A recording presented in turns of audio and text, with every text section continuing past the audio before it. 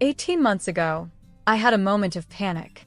I checked my bank account and saw a number that made my stomach drop. Despite working hard, I had little to show for it. Where was all my money going? I always thought living frugally meant extreme couponing, never eating out or giving up fun. But I realized frugality isn't about sacrifice, it's about being smart with money. Instead of feeling deprived, I learned to spend with purpose. So, I made a change. I started questioning every purchase, cutting out waste, and finding creative ways to save. I even found ways to make extra money without working more hours. Now, after 18 months, I've saved more than I ever thought possible. I feel in control, stress-free, and excited about my future. In this video, I'll share exactly how I did it, without giving up the things I love. Number 1. The first 3 months, the mental shift. The first 3 months were the hardest. I had spent years living in a cycle of earning, spending, and wondering where my money went. Changing that habit wasn't easy, but I knew I had to start with my mindset. I realized that modern life is designed to make us spend. Every time I opened my phone, I saw ads telling me I needed something new. My email was filled with sales and discounts, tempting me to buy things I never planned to. So, I took control. I unsubscribed from marketing emails, deleted shopping apps, and started questioning every purchase. To test myself, I did a 30-day no-spend challenge. For 1 month, I bought only essentials: food, rent, and bills. Everything else had to wait. At first, it felt restrictive, but then something changed. I stopped thinking about shopping as a way to feel good. Instead, I focused on what I already had. I found joy in small things, like cooking at home and spending time outside. Another big shift was learning the difference between being cheap and being smart with money. I stopped chasing every sale just because it seemed like a deal. If I wouldn't buy it at full price, I didn't buy it at all. By the end of 3 months, I felt lighter, not just financially, but mentally. I was no longer controlled by impulse spending. I had a plan, and for the first time in years, I felt in control of my money. Number 2. The money-saving hacks no one talks about. Most people think saving money means cutting out coffee, eating instant noodles, or never going out. But I found smarter ways to save, things no one ever talks about. First, I stopped using traditional budgeting. Tracking every dollar felt stressful, and I always ended up overspending. Instead, I used a simple trick: the reverse budget. Every time I got paid, I set aside a fixed amount for savings first.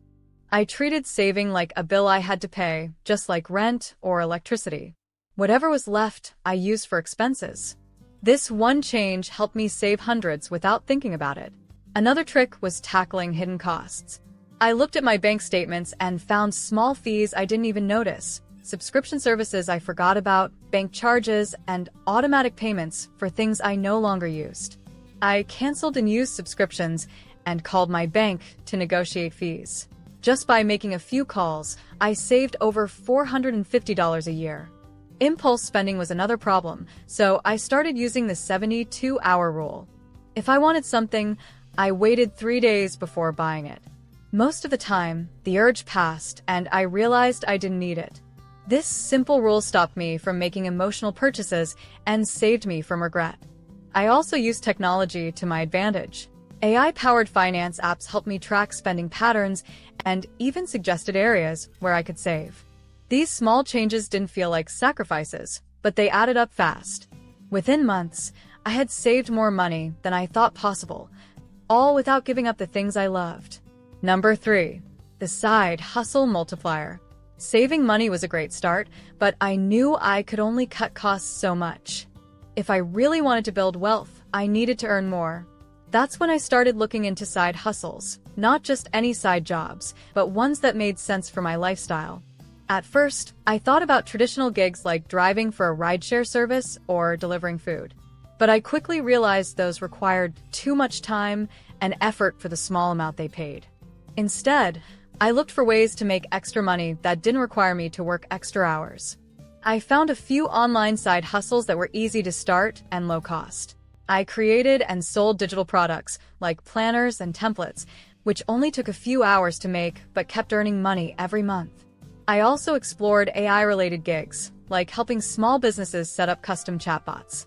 These opportunities were growing fast, and I got in early before they became too competitive. One of the most unexpected ways I made extra money was by renting out storage space. I had an empty closet and a little space in my garage, so I listed it online. Within a week, someone rented it out to store their seasonal items. It required no effort from me, but I made a few $100s a month doing nothing. The most important thing I learned was not to spend the extra money as soon as I earned it. I used a simple rule. I saved 70%, reinvested 20% into growing my side hustles, and only spent 10% on fun. Over time, these small streams of extra income added up. Instead of just saving money, I was now increasing my income without working longer hours. Number 4. The unexpected benefits of frugality. At first, I thought frugal living was only about saving money. But as the months went by, I realized it was changing my life in ways I never expected. One of the biggest surprises was how much stress disappeared. Before, I constantly worried about money, whether I had enough for bills, what I would do in an emergency, or how I would ever afford big expenses. Once I started saving and spending wisely, that stress faded. I no longer felt trapped by my finances. Instead, I felt in control. Frugality also changed my relationships. I used to think fun meant spending money, going out to restaurants, shopping with friends, or buying gifts to show I cared. But when I cut back, I focused more on meaningful experiences. I spent more time with friends in simple ways, like having game nights or going for walks. My relationships became stronger because they weren't based on spending money, but on real connections. Another unexpected benefit was my health. Cooking at home saved me money, but it also made me eat better. I stopped grabbing fast food just because it was convenient. Walking more instead of driving saved gas, but it also made me feel more active and energetic. By the time I had been living frugally for a year, I realized the biggest reward wasn't just having more money, it was having more peace, better relationships, and a healthier lifestyle. Saving money was just the beginning. Number 5. The final 3 months, the big payoff. After 18 months of living frugally, I finally sat down to check my progress. I had been saving bit by bit, cutting unnecessary expenses, and making extra money. But seeing the final numbers shocked me. I had saved more than I ever thought possible. At first, I wasn't sure what to do with the money. It felt strange to have extra cash instead of struggling to make ends meet. But I knew I had to use it wisely. The first thing I did was fully fund my emergency savings.